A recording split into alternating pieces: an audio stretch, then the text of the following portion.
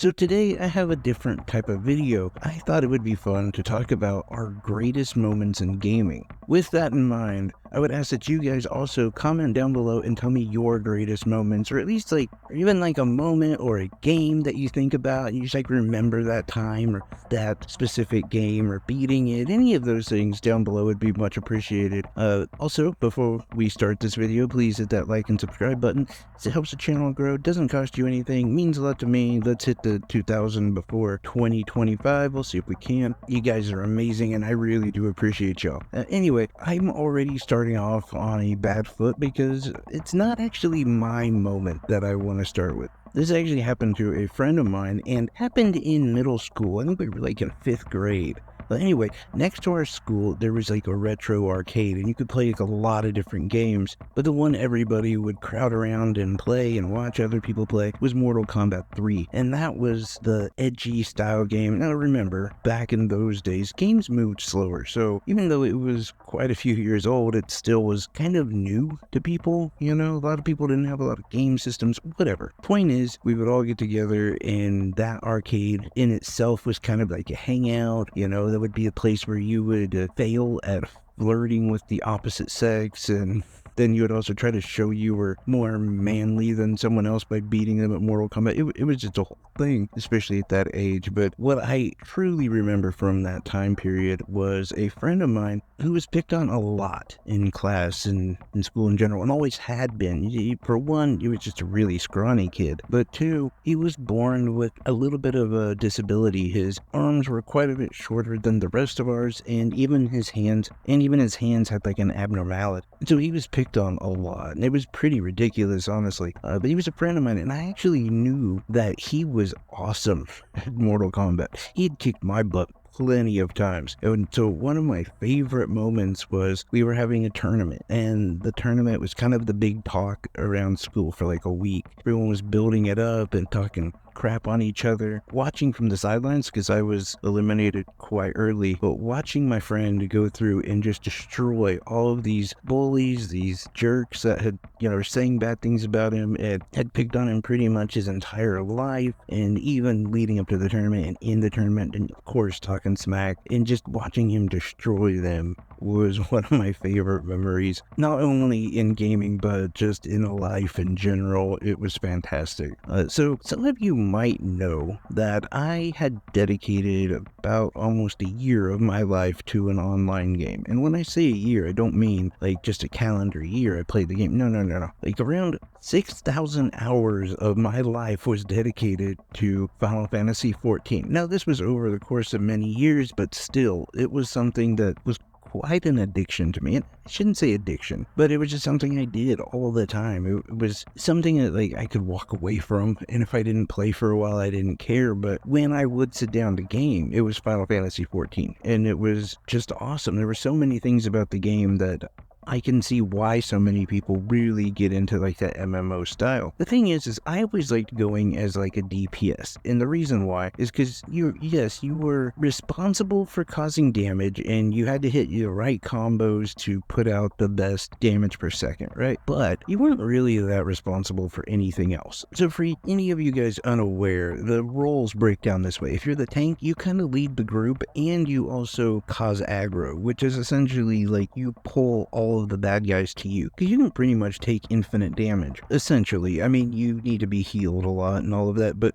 my point is when you can center all the healing on one character who's got incredibly high defense and can take a lot of damage, it's much easier to mitigate an entire team and an entire run in general. Now, if you're the healer, you pretty much just have to heal everybody. It's a whole process. You're constantly busy in some manner casting a spell. If you're DPS, which is the more common job, I think, you're just doing damage. And yes, you do have certain prompts that you kind of want to follow, certain combos, but again, those are relatively easy compared to a tank or a healer. And I'll just put it this way for those of you unaware: when a run fails, when your team goes down, it's almost always on either the tank or the healer. One of the two. It's almost never on the DPS. So that's why I usually chose that, just because as a person who's a little antisocial anyway, going into like dungeons and raids were incredibly anxiety inducing for me, because you can't just play them by yourself. You have to run with the whole team, a bunch of people that typically you have no idea who they are.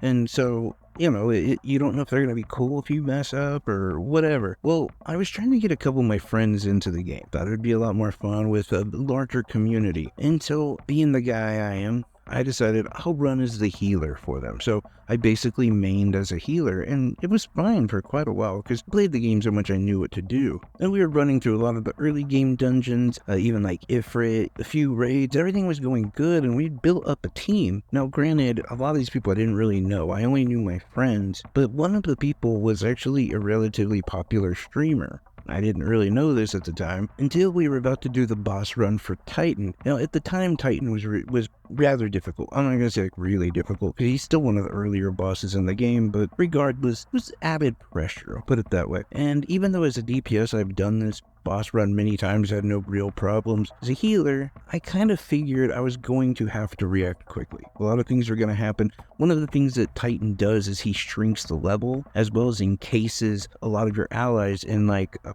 rock encasing it you have to break out. And if it's like a healer, then you can't heal, or even if it's DPS, and you also have to take down certain parts of him methodically. So this is a little bit more technical, not completely. And again, if you're somebody who's played it, it's no big deal. But what happened during this run was my entire team ended up falling off of the side at different times. I had kept them healed. I will die by that stance. They were healed by me, but they kept falling off of the actual level and dying. And there was a point where it was just me and Titan. Now again, I'm a healer. I'm super squishy. I can go down relatively quickly, but I'm running away from all of his AoEs, all of his attacks. I'm avoiding everything I can. I'm doing the light attacks. I mean, we're talking about taking away like 3% of his health bar per hit. And I'm running around, and before I know it, it's 20 minutes into this run, and I'm not dead. I'm still healing myself. I'm still fighting him, and it seemed like the whole chat was like blowing up. Everyone was watching it. It was this moment of glory. I ended up taking him down.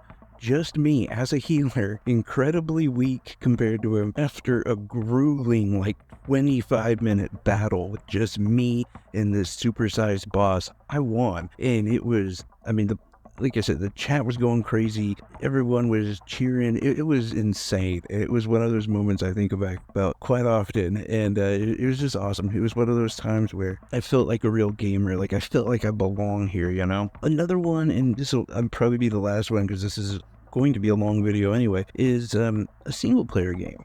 And it's actually a relatively new game, I think, by most standards. It's a game called Death's Door. Now, this one holds such a close place in my heart because of many reasons. One, just absolutely love the game. It's an amazing experience, and the controls are phenomenal. Even the story is done really well. The whole thing is just a masterpiece, or close to, I should say. Now, the reason why I add this whole game is because it made me realize I'm better than I thought I was, or at least I could be. I have perseverance in me to keep going, to keep trying, to continue to get better. And what that actually taught me was how to enjoy an entire style of gaming that I kind of missed out on. I never really liked the Souls-like games. I kind of moved away from them because I just didn't think I was that good and they were too difficult, and never really took the time to realize nobody's good at them when they start them. It takes a lot of repetition. It takes you knowing the enemy, and it actually is more trial and error than just being really good. That is what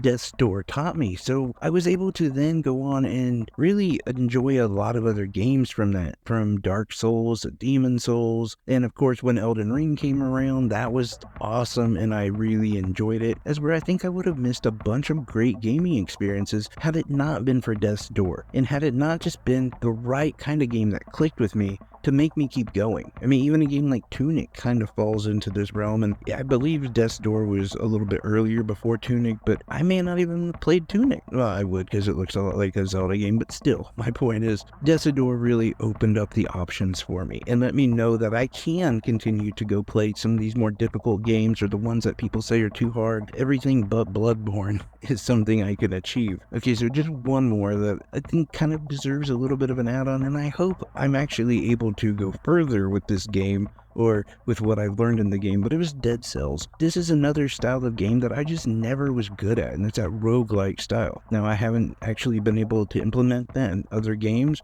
but beating Dead Cells was a big accomplishment for me, as I just never have beaten a roguelike, and honestly, I've barely beaten any of them since Dead Cells, but it was still a great moment for me. But anyway, I'm curious what your gaming moments are, or just games that like really opened your eyes, or just gave you a great moment in gaming, something that you look back on fondly, or whenever you think about gaming in that perfect moment. Just anything and everything down in the comment section is much appreciated. I love each and every one of you guys. Take care, everyone. Bye bye.